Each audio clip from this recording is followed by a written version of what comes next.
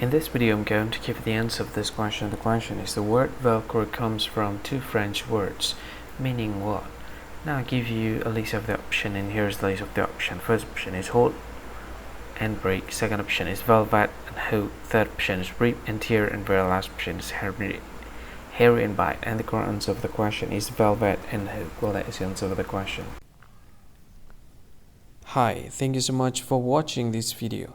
If you find this video is very useful, you can help this channel to grow by subscribing this channel. Click this subscribe button and don't forget to like this video. And if you find this video is not really good, or you don't really like this video, or you kind of feel that it's a little bit offensive or something like that, you can click this one, dislike button. You can do that anyway. And if you want to share this video with your friend, you can share it by clicking this share button, and you can share it to any social media that you wish that is currently available at this time, like Facebook, Twitter, LinkedIn, and many others. Right?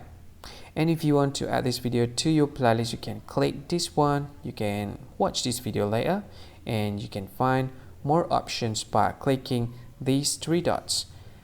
And yeah, don't forget to subscribe. I think that's all of it. Thank you so much for watching this video, and see you again in another video. Bye bye. See you again.